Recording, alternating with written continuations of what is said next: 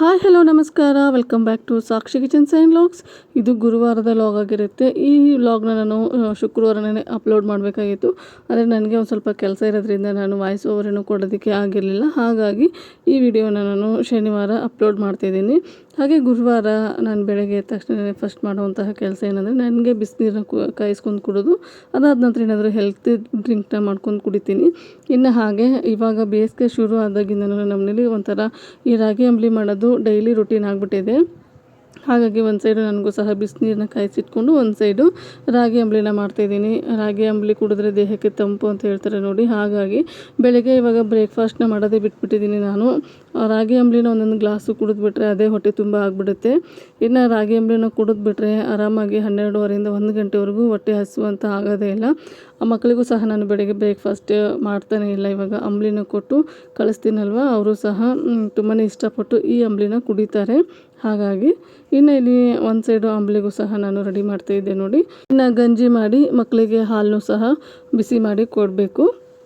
ಇದೇ ಥರ ಇರುತ್ತೆ ನಂದು ಡೈಲಿ ರೊಟೀನು. ಇದೆಲ್ಲ ಆದ ನಂತರ ನಾನು ಈ ನಡುವೆ ಏನು ಮಾಡ್ತಿದ್ದೀನಿ ಅಂದರೆ, ಅಡುಗೆನ ಒಂದು ಸ್ವಲ್ಪ ಲೇಟಾಗಿಯೇ ಶುರು ಮಾಡ್ಕೊತಿದ್ದೀನಿ. ಅಂದರೆ ಈ ರೊಟ್ಟಿ ಪಲ್ಯ ಎಲ್ಲ ಮಾಡೋದಿರುತ್ತಲ್ವ, ಗಂಜಿನ ಮಕ್ಕಳು ಕುಡಿದೋದ ನಂತರ ಅವರಿಗೆ ಮಧ್ಯಾಹ್ನನೇ ನಾನು ಬಾಕ್ಸ್ನ ಕೊಟ್ಟು ಕಳಿಸ್ತಾಯಿದ್ದೀನಿ ಇವಾಗ. ಹಾಗಾಗಿ ಒಂದು 9 ಗಂಟೆ ಮೇಲೆ ನಾನು ಅಡುಗೆನ ಮಾಡಿಕೊಂಡ್ರೆ ಕರೆಕ್ಟಾಗಿ ನನಗೆ ನನ್ನ ಹಸ್ಬೆಂಡ್ಗೂ ನನ್ನ ಮಕ್ಕಳಿಗೂ ಕೊಡೋದಕ್ಕೆ ಸರಿ ಹೋಗುತ್ತೆ ಅಂತ ಇವಾಗ ಒಂದು ಸ್ವಲ್ಪ ನಿಧಾನಕ್ಕೇನೆ ನಾನು ಕೆಲಸನ ಮಾಡ್ಕೊತಾಯಿದ್ದೀನಿ. ಮೊದಲೆಲ್ಲ ಹೆಂಗಾಗ್ಬಿಡೋದು ಅಂದರೆ, ಒಂದೇ ಸರಿ ಅಡುಗೆನೂ ಮಾಡಬೇಕು, ಹಾಗೆ ಈ ಥರ ಅಂಬಲಿ ಏನಾದರೂ ಮಾಡೋದಿತ್ತಂದರೆ ಸ್ವಲ್ಪ ಕೆಲಸ ಜಾಸ್ತಿ ಅನ್ನೋದು. ಹಾಗಾಗಿ ಒಂದು ಸ್ವಲ್ಪ ಬೇಗನೆ ಎದ್ದೇಳ್ತಿದ್ದೆ. ಈ ನಡುವೆ ಒಂಚೂರು ಲೇಟಾಗಿಯೇ ಎದ್ದೇಳ್ತಾ ಇದ್ದೀನಿ. ಹಾಗೆ ಲೇಟಾಗಿ ಎದ್ರೂ ನಿಧಾನಕ್ಕೇನೆ ಕೆಲಸಗಳನ್ನ ಮಾಡ್ಕೊತಾಯಿದ್ದೀನಿ ನಾನು.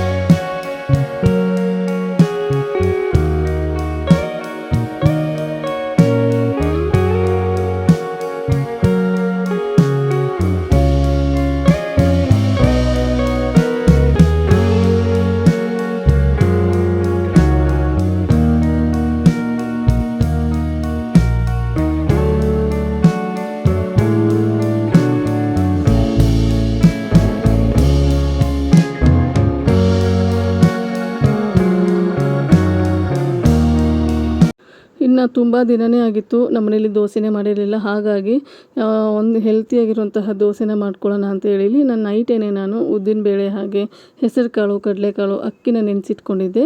ಇವಾಗ ಅದರಲ್ಲಿ ದೋಸೆನ ಮಾಡ್ಕೊತಿದ್ದೀನಿ. ಹೈ ರಿಚ್ ಪ್ರೋಟೀನ್ ದೋಸೆ ಅಂತಲೇ ಹೇಳ್ಬೋದು ಇದನ್ನು. ಸೂಪರ್ ಟೇಸ್ಟಿಯಾಗಿರುತ್ತೆ. ಹಾಗೆ ವೆಯ್ಟ್ ಲಾಸ್ ಮಾಡೋರಿಗೆ ಹೇಳಿ ಮಾಡಿಸಿರುವಂತಹ ದೋಸೆ ಆಗಿರುತ್ತೆ. ಇದನ್ನು ಇವಾಗ ಯಾವ ಥರ ಮಾಡೋದು ಅಂತ ನಿಮ್ಮ ಜೊತೆಗೆ ಶೇರ್ ಮಾಡ್ತೀನಿ ನೋಡಿ.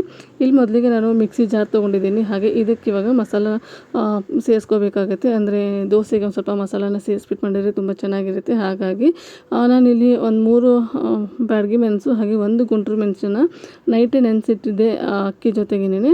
ಹಾಗೆ ಇದಕ್ಕೆ 1 ಇಂಚ್ ಆಗೋಷ್ಟು ಶುಂಠಿ ಹಾಗೆ 1 ಗೆಡ್ಡೆ ಬೆಳ್ಳುಳ್ಳಿ, 1 ಹಿಡಿ ಆಗೋಷ್ಟು ಕೊತ್ತಂಬರಿ ಸೊಪ್ಪು ಹಾಗೆ ಒಂದು ಗರಿ ಕರಿಬೇವಿನ ಸೊಪ್ಪನ್ನ ಸೇರಿಸ್ಕೊಂಡಿದ್ದೀನಿ. ಕರಿಬೇವಿನ ಸೊಪ್ಪು ಹಾಕಿರೋದು ಸ್ಕಿಪ್ ಆಗಿಬಿಟ್ಟಿದೆ. ಇನ್ನು ಅದ್ರ ಜೊತೆಗೆ 1 ಸ್ಪೂನ್ ಆಗುವಷ್ಟು ಜೀರಿಗೆನ ಸೇರಿಸ್ಕೊತಾ ಇದ್ದೀನಿ. ಇನ್ನು ಹಾಗೆ ನಾವೇನು ನೆನೆಸಿಟ್ಟಿದ್ವಲ್ವ ಕಡಲೆಕಾಳು, ಹೆಸರುಕಾಳು, ಉದ್ದಿನಬೇಳೆ, ಅಕ್ಕಿ, ಅದನ್ನು ಒಂದು ಬ್ಯಾಚಿಗೆ ಎಷ್ಟು ಬೇಕು ನೋಡಿ ಅದನ್ನು ಸಹ ಸೇರಿಸ್ಕೊಂಡು ನೀರು ಹಾಕ್ಕೊಂಡು ನುಣ್ಣಗೆ ರುಬ್ಕೋಬೇಕಾಗತ್ತೆ. ಈ ದೋಸೆ ಬ್ಯಾಟರೆಲ್ಲ ಯಾವ ಥರ ರುಬ್ಕೊತೀವಿ ನೋಡಿ ಆ ಥರ ರುಬ್ಕೊಂಡ್ರೆ ಸಾಕಾಗುತ್ತೆ. ಇವಾಗ ನಾನು ನಿಮಗೆ ತೋರಿಸ್ತಾ ಇದ್ದೀನಿ ನೋಡಿ, ಇಲ್ಲಿ ಈ ಥರ ರುಬ್ಕೊಂಡು ತೊಗೊಂಬರ್ಬೇಕಾಗತ್ತೆ. ನಾನು ಎಲ್ಲ ಕಾಳುಗಳನ್ನ ಇದೇ ಥರನೇ ರುಬ್ಬಿ ತೊಗೊಂಡು ಬಂದಿದ್ದೀನಿ. ಇನ್ನು ಇಲ್ಲಿ ಎಲ್ಲ ಹಿಟ್ಟನ್ನು ಸಹ ರುಬ್ಕೊಂಡು ಒಂದು ಪಾತ್ರೆಗೆ ಹಾಕ್ಕೊಂಡಿದ್ದೀನಿ. ಇದಕ್ಕೆ ಇವಾಗ ರುಚಿಗೆ ತಕ್ಕಷ್ಟು ಉಪ್ಪನ್ನ ಸೇರಿಸ್ಕೊತಾ ಇದ್ದೀನಿ. ನಾನಿಲ್ಲಿ ಚಿರೋಟಿ ರವೆ ಆಯಿತು, ಹಾಗೆ ಅಕ್ಕಿ ಹಿಟ್ಟಾಯಿತು, ಏನನ್ನು ಸೇರಿಸ್ಕೊಂಡಿಲ್ಲ.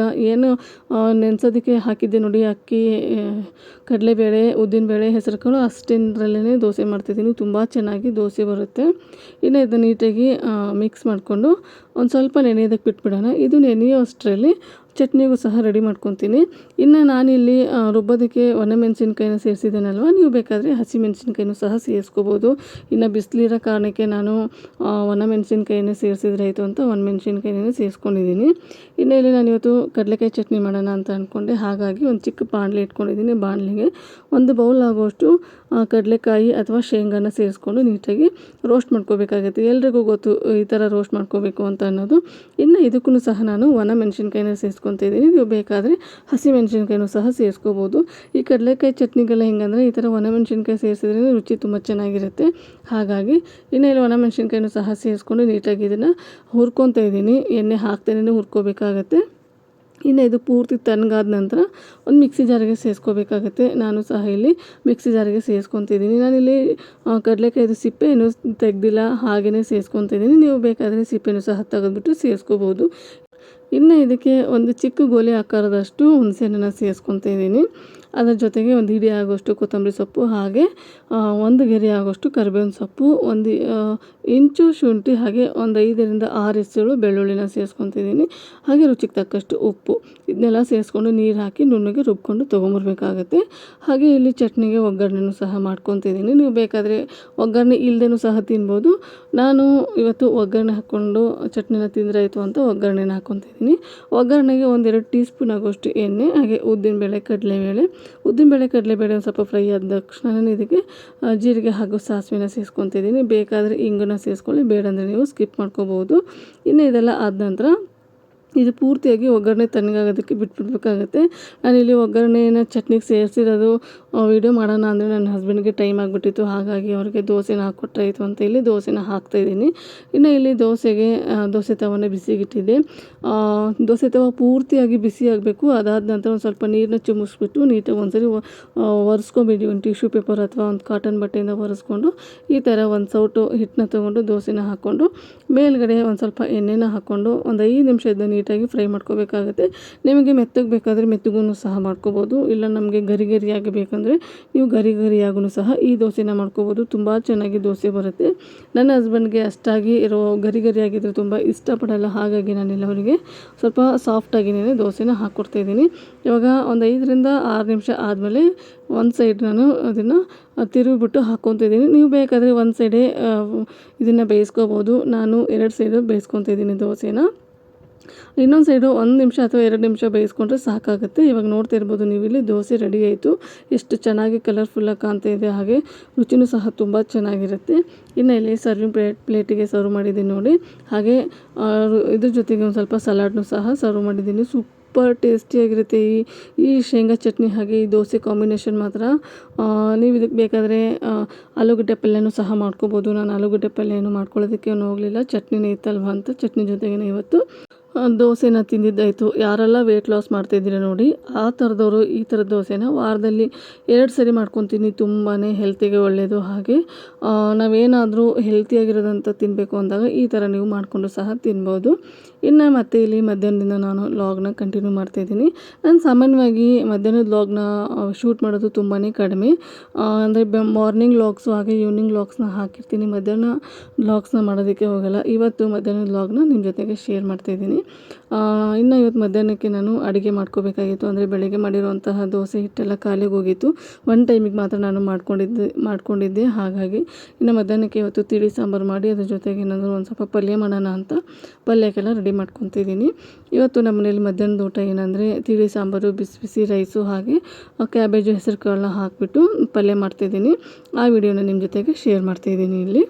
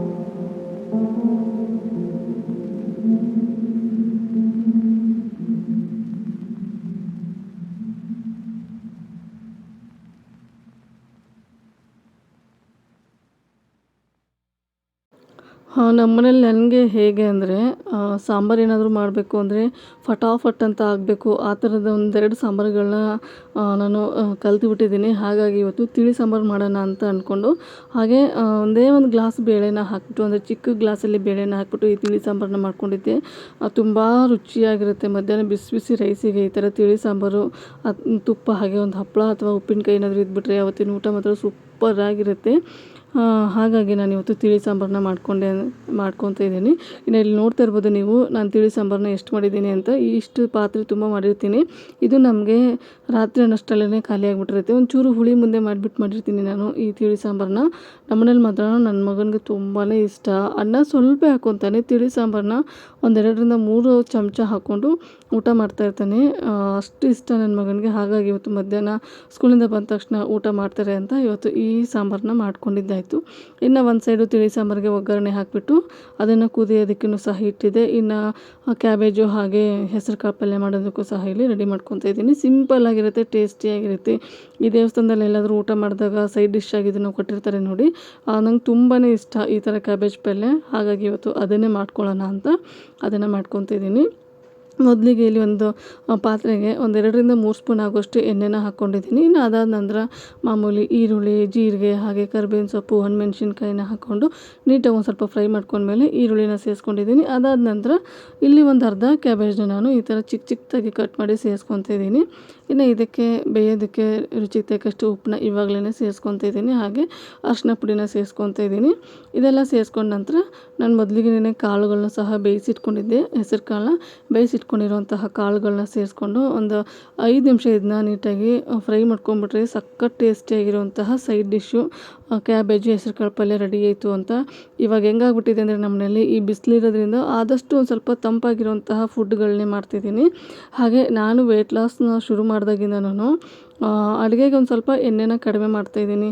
ಅಂದರೆ ಮೊದಲೆಲ್ಲ ಒಂಚೂರು ಎಣ್ಣೆ ಮುಂದೆ ಮಾಡಿಬಿಟ್ಟು ಅಡುಗೆ ಮಾಡ್ತಿದ್ದೆ. ಈ ನಡುವೆ ಒಂಚೂರು ಎಣ್ಣೆನ ಕಡಿಮೆ ಮಾಡಿಬಿಟ್ಟು ಅಡುಗೆನ ಮಾಡ್ತಾಯಿದ್ದೀನಿ. ಹಾಗಾಗಿ ಇನ್ನೆಲ್ಲ ಅದೆಲ್ಲ ಆದ ನಂತರ ಒಂದು ಹಿಡಿ ಆಗೋಷ್ಟು ಹಸಿ ಕೊಬ್ಬರಿನ ಸೇರಿಸ್ಕೊಂಡ್ಬಿಟ್ರೆ ಸಖತ್ ಟೇಸ್ಟಿಯಾಗಿರುವಂತಹ ಕ್ಯಾಬೇಜ್ ಹೆಸರುಕಾಳು ಪಲ್ಯ ರೆಡಿ ಆಯಿತು ಅಂತ. ಸೂಪರ್ ಟೇಸ್ಟಿಯಾಗಿರುತ್ತೆ. ಏನಾದರೂ ಮಧ್ಯಾಹ್ನ ಬರೀ ಅನ್ನ ಸಾಂಬಾರು ತಿನ್ನಬೇಕಪ್ಪ ಅಂತ ಅಂದಾಗ ಈ ಥರ ಪಲ್ಯನ ಮಾಡ್ಕೊಳ್ಳಿ, ಫಟಾಫಟ್ ಅಂತ ಆಗಿಬಿಡುತ್ತೆ. ನೀವು ಹೆಸರು ಕಾಳನ್ನೇ ಹಾಕಬೇಕು ಅಂತೇನಿಲ್ಲ, ನೀವು ಇದ್ರ ಬದಲಾಗಿ ತೊಗರು ಬೇಳೆನೂ ಸಹ ಹಾಕ್ಕೊಂಡು ಪಲ್ಯನ ಮಾಡ್ಕೋಬೋದು, ತುಂಬ ರುಚಿ ಕೊಡುತ್ತೆ ಅದನ್ನು ಸಹ.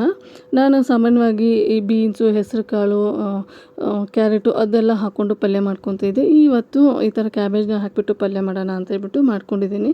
ಇನ್ನು ಒಂದು ಸೈಡು ಅಡುಗೆ ಎಲ್ಲ ಮುಗಿಸಿದ ನಂತರ ಮಿಷಿನ್ಗೆ ಬಟ್ಟೆನೂ ಸಹ ಹಾಕಿದ್ದೆ. ಅದನ್ನ ಒಣಗಾಕಿ ಬರಬೇಕಾಗಿತ್ತು. ನಾನು ಎಲ್ಲ ಕೆಲಸ ಮಾಡೋ ಅಷ್ಟರಲ್ಲಿ ಟೈಮು 1 ಗಂಟೆ ಆಗಿತ್ತು. ಇನ್ನು ಬಟ್ಟೆನೆಲ್ಲ ಒಣಗಾಕಿ ಬಂದು ಊಟನೂ ಸಹ ಮಾಡ್ಕೋಬೇಕಾಗಿತ್ತು. ಇನ್ನು ಇವತ್ತಿನ ಮಧ್ಯಾಹ್ನದ ಊಟಕ್ಕೆ ಬಿಸಿ ಬಿಸಿಯಾಗಿರುವಂತಹ ಅನ್ನ, ಕ್ಯಾಬೇಜು, ಹೆಸರುಕಾಳು ಪಲ್ಯ, ಹಾಗೆ ತಿಳಿ ಸಾಂಬಾರು, ಅದ್ರ ಜೊತೆಗೆ ಒಂದು ಸ್ವಲ್ಪ ತುಪ್ಪನ ಹಾಕ್ಕೊಂಡು ತಿಂತಾಯಿದ್ರೆ ಸೂಪರ್ ಟೇಸ್ಟಿಯಾಗಿರುತ್ತೆ. ಹಾಗೆ ಇವತ್ತಿನ ಮಧ್ಯಾಹ್ನದ ಊಟ ನಂದು ಈ ಥರ ಇರುತ್ತೆ. ನಾನು ಯಾವಾಗಲೂ ನಿಮಗೆ ಮಾರ್ನಿಂಗ್ದು ಹೆಲ್ತಿ ಡ್ರಿಂಕು ಹಾಗೆ ಬ್ರೇಕ್ಫಾಸ್ಟ್ನ ತೋರಿಸಿರ್ತೀನಿ. ಮಧ್ಯಾಹ್ನದ ಊಟ ಯಾವ ಥರ ಇರುತ್ತೆ ಅಂತ ತೋರಿಸಿರಲಿಲ್ಲ. ಇವತ್ತು ಈ ವಿಡಿಯೋದಲ್ಲಿ ತೋರಿಸ್ತಾ ಇದ್ದೀನಿ ನೋಡಿ. ಇನ್ನು ಇವತ್ತಿನ ವ್ಲಾಗ್ನ ಇಲ್ಲಿಗೆ ಎಂಡ್ ಮಾಡ್ತಾಯಿದ್ದೀನಿ. ನಾನು ಮಾಡಿರೋಂತಹ ವ್ಲಾಗು, ನಾನು ಮಾಡಿರೋಂತಹ ರೆಸಿಪಿ ನಿಮಗೇನಾದರೂ ಇಷ್ಟ ಆದರೆ ಪ್ಲೀಸ್ ಲೈಕ್ ಮಾಡಿ, ಶೇರ್ ಮಾಡಿ, ಕಾಮೆಂಟ್ ಮಾಡಿ. ಹಾಗೆ ಇನ್ನೂ ಯಾರು ನನ್ನ ಚಾನಲ್ನ ಸಬ್ಸ್ಕ್ರೈಬ್ ಮಾಡಿಲ್ಲ ಪ್ಲೀಸ್ ಸಬ್ಸ್ಕ್ರೈಬ್ ಮಾಡ್ಕೊಂಡು ನೋಡಿ. ನಿಮ್ಮದೊಂದು ಸಬ್ಸ್ಕ್ರೈಬ್ ನನಗೆ ತುಂಬಾ ಇಂಪಾರ್ಟೆಂಟ್ ಆಗುತ್ತೆ. ಹಾಗೆ ನಿಮ್ಮ ಫ್ಯಾಮಿಲಿ ಆ್ಯಂಡ್ ಫ್ರೆಂಡ್ಸಿಗೂ ಸಹ ಈ ವಿಡಿಯೋನ ಶೇರ್ ಮಾಡಿ. Thank you.